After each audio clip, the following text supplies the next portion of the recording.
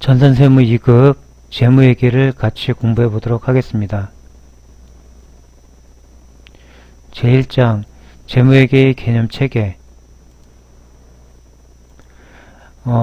재무제표의 작성 책임은 기업 실체의 경영자는 기업 실체 외부의 이해관계자에게 재무제표를 작성하고 보고할 1차적 책임을 진다라고 나와 있습니다. 재무회계의 주된 목적은 투자 및 신용 의사결정에 유용한 정보를 제공하는 것입니다. 제3절 회계정보의 질적 특성을 보겠습니다. 재무보고의 목적이 달성되기 위해서는 재무제표에 의해 제공되는 정보, 이하는 회계정보라고 하겠습니다. 정보가 정보 이용자들의 의사결정에 유용해야 합니다. 회계정보의 질적 특성이란 회계정보가 유용하기 위해 갖춰야 할 주요 속성을 말하며 회계정보의 유용성이 판단 기준이 됩니다. 질적 특성은 1차적 질적 특성과 2차적 질적 특성으로 나눠지는데 1차적 질적 특성은 회계정보가 갖춰야 할 가장 중요한 질적 특성으로서 목적 적합성과 신뢰성이 있습니다. 목적 적합성은 회계정보가 정보 이용자의 의사결정에 유용하기 위해서는 그 정보가 의사결정 목적과 관련되어야 한다는 것이고요. 하의 개념으로는 예측가치, 피드백가치, 그리고 적시성이 있습니다. 예측가치를 보면은 목적 적합성이 있는 정보는 정보 이용자가 기업 실체의 과거, 현재 또는 미래의 사건의 결과에 대한 예측을 하는데 도움이 된다는 것이고요. 피드백 가치는 그 사건의 결과에 대한 정보 이용자의 당초 기대치를 확인 또는 수정할 수 있게 함으로써 의사결정에 차이를 가져올 수 있는 정보를 말합니다. 여기서 사건이란 기업 실체의 재무상태와 경영성과 등에 영향을 미치는 거래와 외부적 요인을 의미합니다. 마지막으로 적시성이 있습니다. 적시성은 회계정보가 의사결정 시점에 이용 가능하도록 적시에 제공될 때 유효하게 확보될 수 있다라는 회계정보의 질적 특성을 말을 합니다. 그 다음에 두 번째로 신뢰성이 있는데 신뢰성은 회계정보가 정보 이용자의 의사결정에 유용하기 위해서 신뢰할 수 있는 정보이어야 하고요. 회계정보의 질적 특성은 하의 개념으로 세 가지가 있습니다. 제일 첫 번째 표현의 충실성이 있는데 표현의 충실성은 회계정보는 그 정보가 나타내고자 하는 대상을 충실히 표현하고 있어야 한다는 것이고요. 검증 가능성은 객관적으로 검증 가능해야 된다는 것이고요. 중립성은 회계 이해관계자들이 특정 이해관계자들에게 유리하게 회계정보가 산출돼서는 안 된다는 것이 중립성입니다. 그 다음에 2차적 질적 특성으로서 비교 가능성이 있습니다. 비교 가능성은 기업 실체의 재무상태, 경영성과 현금 흐름 및 자본 변동의 추세 분석과 기업 실체 간의 상대적 평가를 위하여 회계정보는 기간별 비교가 가능해야 되고 기업 실체 간의 비교 가능성도 있어야 한다는 특성을 비교 가능성에 대한 질적 특성이라고 합니다. 그 다음에 질적 특성의 상충관계에 대해서 보도록 하겠습니다.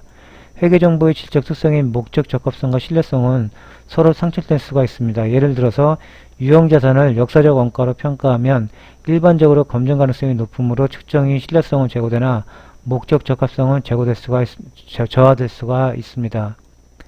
마지막으로 회계정보의 제약 요인을 보겠습니다.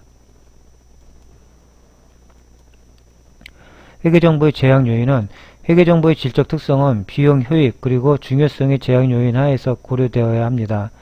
회계기준 제정기구가 회계기준을 제정 또는 개정할 때에는 회계정보의 제공 및 이용에 소요될 비용이 그 효익보다 작아야 합니다.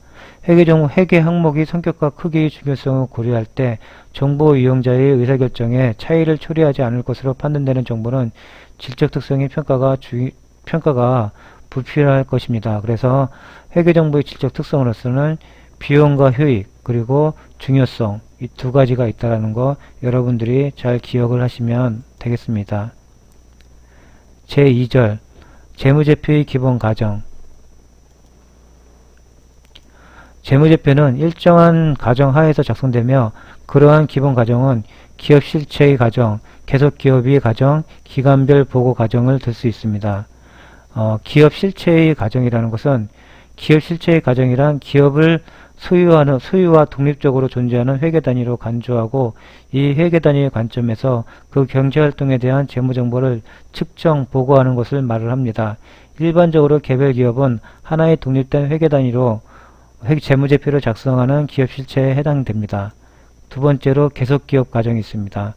계속기업 가정이란 기업 실체는 그 목적과 의무를 이행하기에 충분할 정도로 장기간 존속한다고 가정하는 것을 말합니다. 즉 기업 실체는 그 경영활동을 청산하거나 중대하게 축소시킬 의도가 없을 뿐만 아니라 청산이 요구되는 상황도 없다고 가정하는 것을 말을 합니다. 세 번째로 기간별 보고 가정이 있습니다. 기간별 보고 가정이란 기업 실체의 존속 기간을 일정한 기간 단위로 분할하여 각 기간별로 재무제표를 작성하는 것을 말을 합니다. 기업 실체의 이해관계자는 지속적으로 의사결정을 해야 하므로 적시성 있는 정보가 필요하게 됩니다.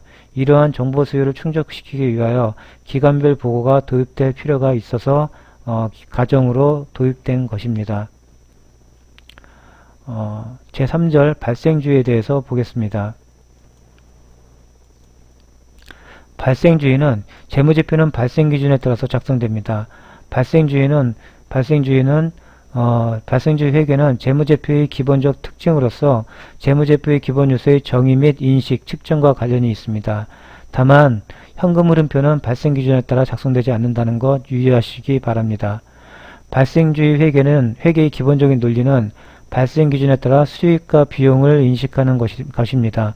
발생기준은 기업 실체의 경제적 거래나 사건에 대해 관련된 수익과 비용을 그 현금 유출이 있는 기간에 인식하는 것이 아니라 당해 거래나 사건이 발생한 기간에 인식하는 것을 말을 합니다.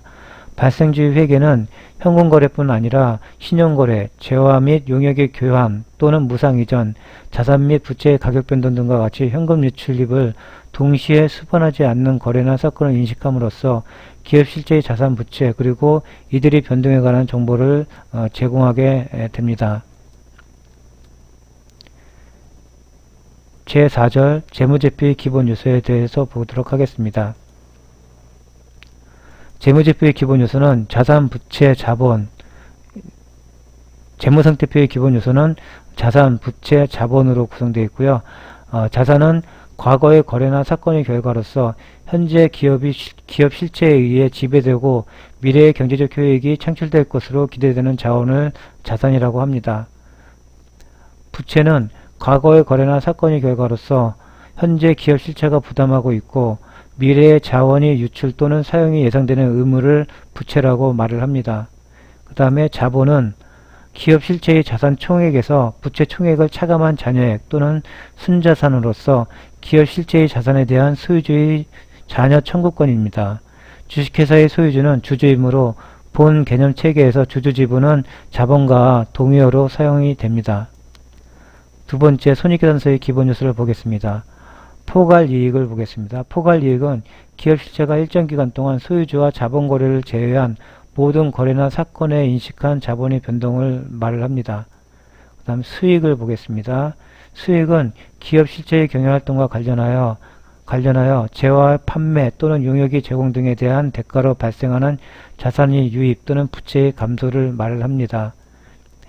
비용은 기업 실체의 경영활동과 관련된 재화의 판매 또는 용역의 제공 등에 따라 발생하는 자산의 유출이나 사용 또는 부채의 증가를 말을 합니다.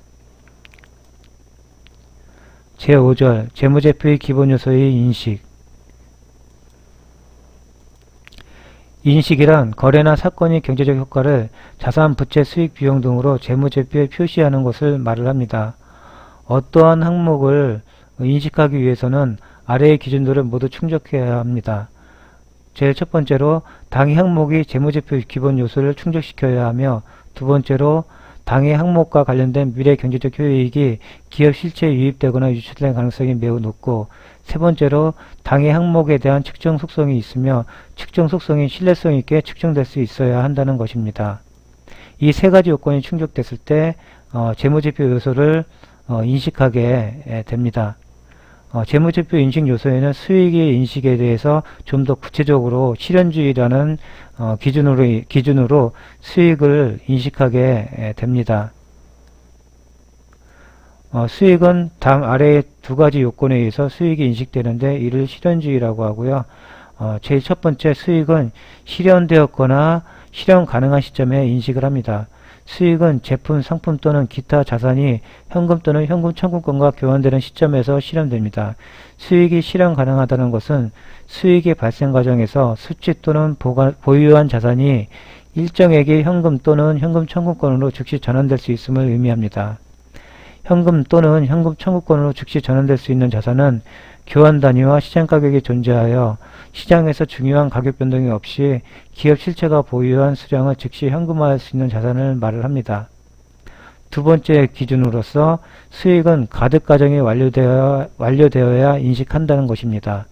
기업 실체의 수익 창출 활동은 재화의 생산 또는 인도, 용역의 제공 등으로 나타나며 수익 창출 활동에 따른 경제적 효익을 이용할 수 있다고 주장하기에 충분한 정도의 활동을 수행할 수 있을 때 가득 과정이 완료되었다고 봅니다. 그 다음 구체적인 과정으로 비용의 인식을 보겠습니다. 비용의 인식은 일정 기간 동안 인식된 수익과 그 수익을 창출하기 위하여 발생한 비용을 관련 수익이 보고되는 기간에 인식하는 원칙으로 이를 수익비용 대응의 원칙이라고 합니다. 수익비용 대응의 원칙은 세 가지 방식으로 비용을 인식할 수가 있습니다. 제일 첫 번째로 인과관계로서 직접적인 인과관계를 갖는 수익이 인식되는 회계기간에 관련 비용을 인식하는 것을 말을 합니다. 여기에는 매출원가, 운반비, 판매 수수료 등이 해당이 됩니다. 두 번째로 합리적이고 체계적인 방법에 의한 기간 배분으로 수익과 직접적인 인과관계를 알 수 없는 경우 자산의 경제적 효익이 여러 회계 기간에 걸쳐서 나타나게 되는 경우 경제적 효익이 기대되는 여러 회계 기간에 걸쳐 체계적이고 합리적인 방식으로 배분하는 것을 말을 합니다. 여기에는 감가상각비 등이 이에 해당이 됩니다. 그 다음에 단기 즉시 인식이 있습니다. 단기 즉시 인식은 수익의 공헌한 금액을 계산하기 어렵거나 미래 기간에 효익을 제공할 수 있을지 여부도 불확실한 경우에 즉시 비용화한다는 것으로서 여기에는 급여나 광고 선전비 등이 이에 해당이 됩니다. 제2장 수익의 구체적인 인식 기준에 대해서 볼게요.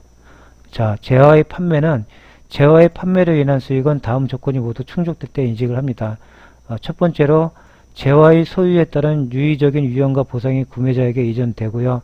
두 번째로 판매자는 판매한 재화에 대하여 소유권이 있을 때 통상적으로 행사하는 정도의 관리나 효과적인 통제를 할 수가 없어야 되고요.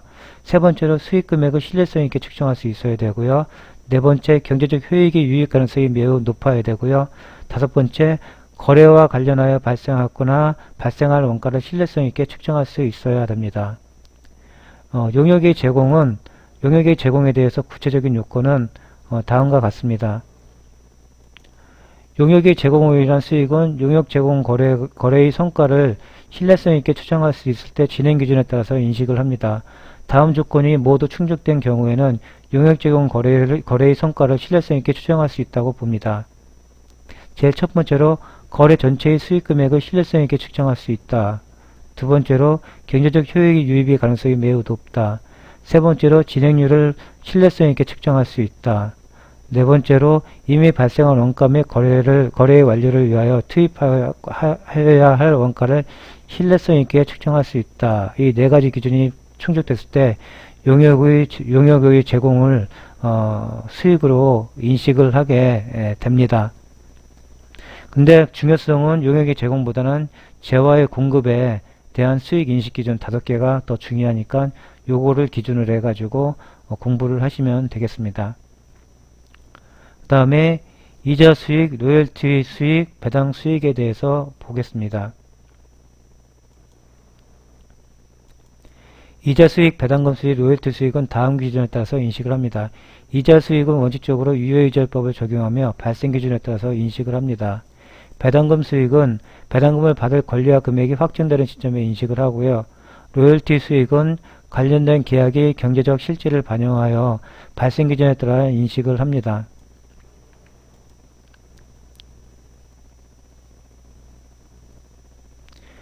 제3장 재무제표의 작성과 표시. 제1절 재무제표 작성과 표시 일반 원칙을 보겠습니다. 제일 첫 번째 계속기업입니다. 경영진은 재무제표를 작성할 때 계속기업으로서 존속 가능성을 평가해야 합니다.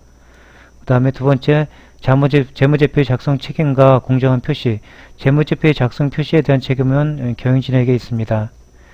그 다음에 세 번째 재무제표의 항목 구분과 통합 표시. 중요한 항목은 재무제표의 본문이나 주석에 그 내용을 가장 잘 나타낼 수 있도록 구분하여 표시하며, 중요하지 않은 항목은 성격이나 기능이 유사한 항목과 통합하여 표시할 수 있습니다.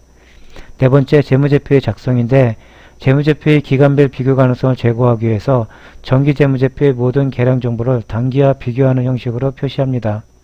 다섯 번째 재무제표 항목의 표시와 분류의 계속성. 재무제표의 기간별 비교 가능성을 제거하기 위해서는 재무제표의 항목의 표시와 분류 규정에 열거된 항목을 제외하고는 매기 동일하게 작성을 해야 합니다. 여섯 번째, 재무제표의 보고 양식을 보겠습니다. 재무제표는 이해하기 쉽도록 간단하고 명료하게 표시해야 하며, 이 장이 부록 적용 사례에 예시된 재무제표의 양식을 참조하여 작성을 합니다. 예시된 명칭보다 내용을 잘 나타내는 개정 과목이 있을 경우에는 그 개정 과목을 사용할 수가 있습니다. 재무제표는 재무상태표, 손익계산서, 현금흐름표, 자본변동표 및 주석으로 구분하여 작성하며 다음 사항을 각 재무제표의 명칭과 함께 기재를 합니다.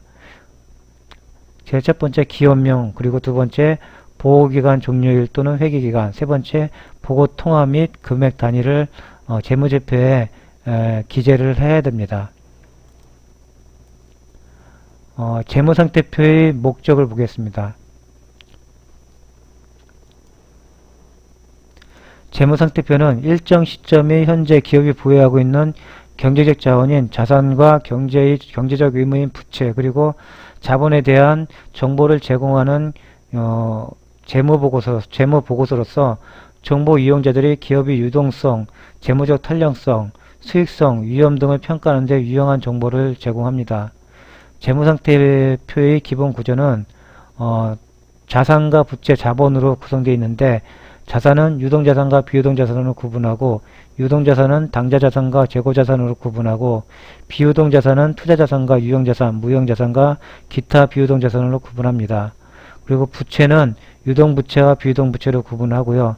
자본은 자본금, 자본이여금, 자본조정, 기타 포괄손익 누기액 및 이익잉여금 또는 결성금으로 구분을 합니다. 그리고 자산과 부채는 유동성이 큰 항목부터 배열하는 것을 원칙으로 합니다. 3번 자산과 부채의 유동성과 비유동성 구분에 대해서 보도록 하겠습니다.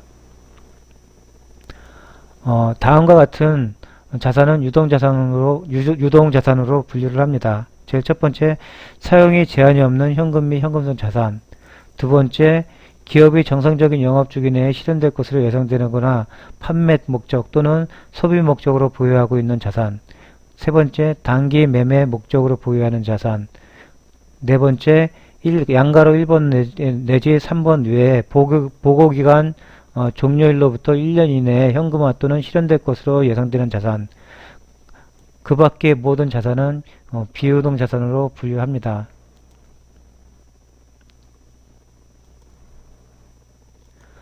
자산은 1년 기준으로 유동자산과 비유동자산으로 분류합니다.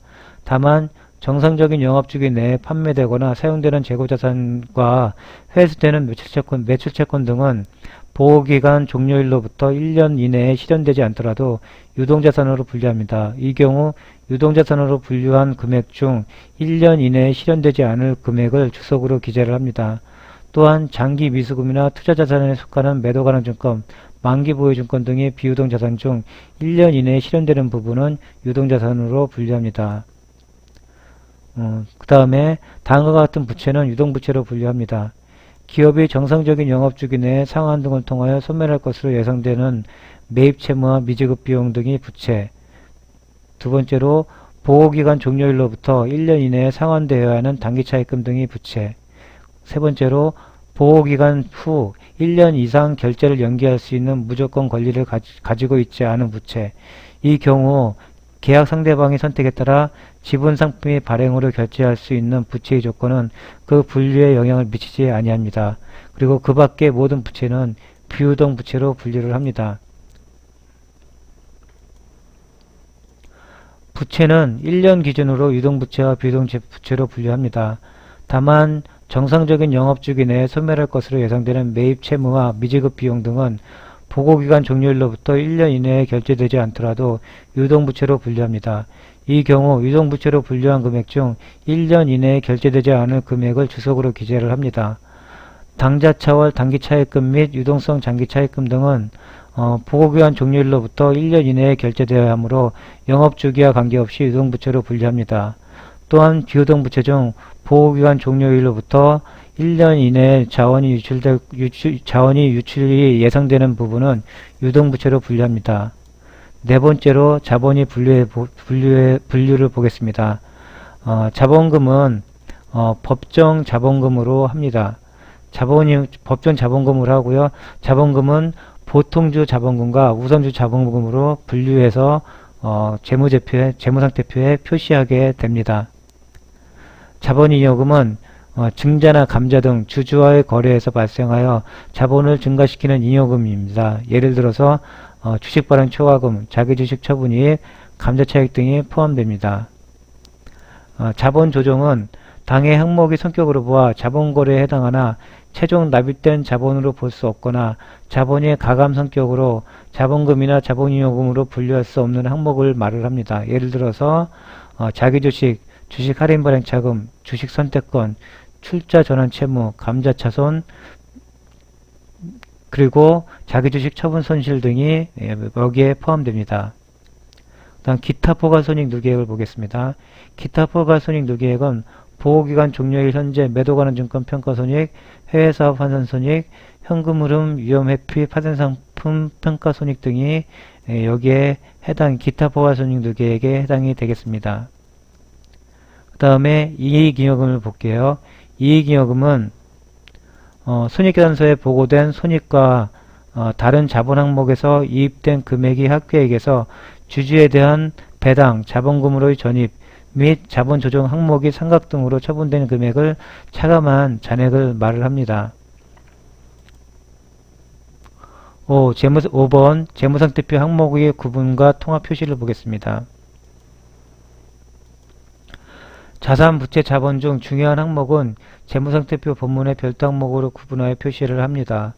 중요하지 않은 항목은 성격 또는 기능이 유사한 항목에서 항목에 통합하여 표시할 수 있으며 통합할 적절한 항목이 없는 경우에는 기타 항목으로 통합할 수 있습니다. 이 경우 세부 내용은 주석으로 기재를 합니다. 현금 및 현금성 자산은 기업의 유동성 판단에 중요한 정보이므로 별도의 항목으로 구분하여 표시를 합니다. 현금 및 현금성 자산은 통화 및 타인발행수표 등 통화대형증권과 당좌예금, 보통예금 및 큰 거래비용이 없는 현금으로 전환이 용이하고 이자율 변동에 따른 가치변동 위험이 경미한 금융상품으로서 취득 당시 만기일 또는 상환일에 3개월 이내인 것을 말을 합니다. 자본금은 보통주 자본금과 우선주 자본금으로 구분하여 표시하고 보통주와 우선주는 배당금 지급 및 청산 시기의 권리가 상이하기 때문에 자본금을 구분하여 표시를 합니다. 자본잉여금은 주식발행 초과금과 기타 자본잉여금으로 구분하여 표시를 합니다.